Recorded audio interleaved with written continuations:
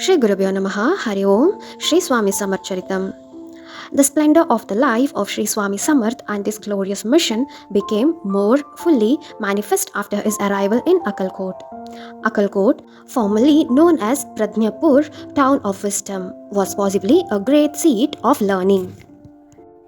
Akkalkot in Persian also means the stronghold of wisdom. Whatever the past, the place gained special significance because of the long stay of Sri Swami Samarth there in comparatively modern times. He stayed there for 22 years. From 1856 onwards till his Mahasamadhi made Akkalkot a spiritual stronghold. Its spiritual magnetism has not wandered even after Swamiji's Mahasamadhi, as is indicated by the constant flow of pilgrims to that place. Those who go there for darshan of the Samadhi in the Math still feel the subtle power of Swamiji. They feel that there is a definite response of their prayers. Some are cured of their ills and sufferings, others find their desires are fulfilled. More than that, they feel that a guiding light helps them on the right spiritual path. As we saw in the previous video, Chinto Pant, who had accepted the service of the Akkalkot state, went to Solapur to invite Swami Samarth to come to Akkalkot and to stay with him. When Swamiji agreed, both the host and the Hana spiritual guest started for Akkalkot on horseback. After they had gone some distance, a messenger arrived to say that Chinto Pant was urgently wanted back in Solapur. Retaining the servant to wait on the master, Chinto Pant hurried to Solapur. On his return to the place, after some time, the servant reported that the Swamiji had disappeared.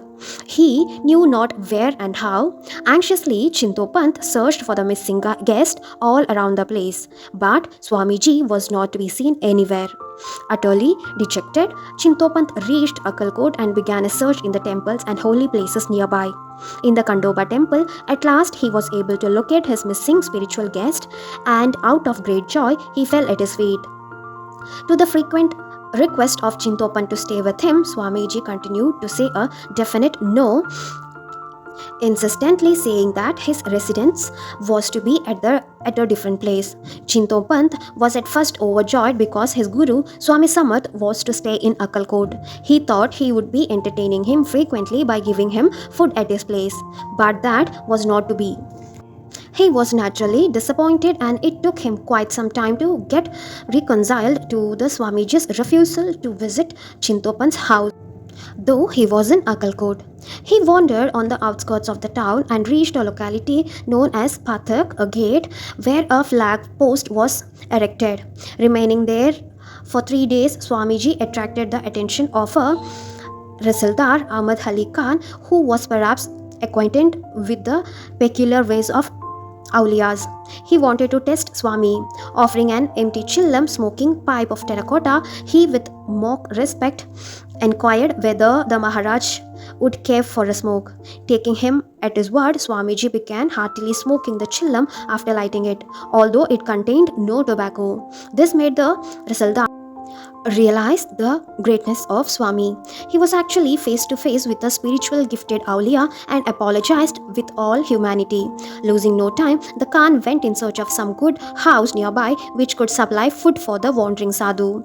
There was a Cholappa's house which the Rasildar located, and arrangements were immediately made for serving food to the spiritual sadhu. Cholappa invited Swami, and with the Rasildar, the three marched to Cholappa's place. As food was served, Swamiji asked Rasildar to touch it and bless it before partaking of it.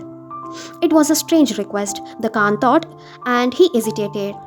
But on being pressed, he touched the plate and blessed the food, and then the Swamiji began to partake of it. The Swami never made any distinction between Hindu or a Mohammedan. All were alike to him as children of God. Here at Cholappa's house, Swami Samarth stayed back even after food. Sri Swami Samarth would not act according to somebody else's suggestions or wish. His own will had to prevail. Akkalkot, what sanctity and holiness has come to be attached to this small place simply because Sri Swami Samarth spent the last 22 years of his life there. For over 100 years, now Akkalkot has become a sacred place of pilgrimage for the devotees of Lord Dattatreya of Swami Samarth, who later came to be known as Akkalkot Maharaj. There was already the ruler of the Bonsale family, a Raja in fact, but the newcomer to Akkalkot was a Maharajadi Raja, and he proved to be a far greater figure than the Raja. With the passage of time, the ruling family lost its former glory, while the mendicant Maharaj, who had no family in the popular sense of term, continued to rule from the place even after his Mahasamadhi. The spiritual empire established by the Maharaj still continues to expand. Pilgrims still pour into worship and get spiritual guidance. Akkalkot is the most blessed indeed. Since the day of Swami Samarth's arrival in Cholapa's house, Cholapa became his close and devoted disciple who served the Swami faithfully and with devotion. Even then, Swami Samarth put him to severe test and created problems for him. He used to insult and trouble Cholapa, would annoy Cholapa's wife, and test their patience to extreme. Yet Cholapa remained a staunch devotee, never wavering in his faith. He won the master's favor and grace completely. He won the master's love. He became so dear to him that the Swami, a Maha Vairagi, lamented like a child when Cholapa died.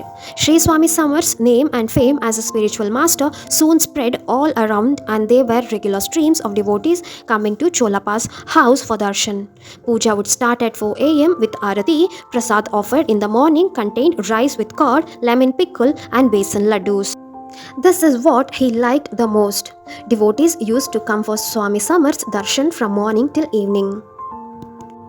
Chaturvidha bhajante mam jana sukratino means 4 kinds of people worship me: the afflicted, those who desire private gain, the wise who know, and those who inquire. All these types of devotees frequently visit the place. Most people, however, would come for darshan out of pure devotion. Every Thursday, Sri Swami Samarth was given a special bath. He was seated on a wooden stool, his body besmeared with perfumes and scented oil, and bathed in hot water. After bath, he was garlanded, worshipped, and lights were waved at him, arati. On his forehead, saffron and musk marks were applied. There was the usual Rudrakshamala and Spatikamala worn around his neck. After the bath, he was seated on a throne, Simhasana. Sri Swami Samarth used to chant the name of God, Namajapa, all the time. He would bless the visitors, offer them dates, sugar candy, and sweets as prasad. Children were particularly favored with sweets. To the poor and the needy, Swami Samarth offered food and gifts. During Diwali and other festivals, he used to offer special gifts to his devotees. During Muharram, Eid, and other festivals, Swami Samarth would offer gifts to fakirs, awliya, and others who regularly visited Akkalkot for Swami's darshan and blessings. Many Parsis and Christians too visited Akkalkot for similar grace and favor. Sri Swami Samarth had to be dressed and fed by others. He himself never cared for nor asked for food or clothes. He was an avadut, unconcerned with the world, and seemed to be ever full and contented. Swami Samarth could understand many languages. He had a good command over Hindi, Marathi, and Sanskrit. The minds of others were an open book to him. He was omniscient and could read the innermost thoughts of those who came to him. He used to reply not so much by word of mouth as by gestures of hand. When he replied in words, it was all cryptic and in a subtle language, understood and explained only by his near and close devotees. Generally, a glance, a gesture, or a word of his was sufficient for the devotees to be filled with joy, bliss, and a sense of fulfillment. Sri Swami Samarth would be toying with metallic rings with engraving of figures of God on them. He used to give them at random to some of the devotees. Whoever got one was sure to find the picture of his favorite deity on it. Swami Samarth never made any distinction between the rich and the poor. Hindus, Muslims, Christians, Parsis were all treated alike by him. He used to bestow his attention more readily and lavishly on Harijans and low caste people, the poor and the needy and the afflicted. Let us wind up for today. Om Shri Sainathaya Namaha. Om Shri Swami Samarthaya Namaha.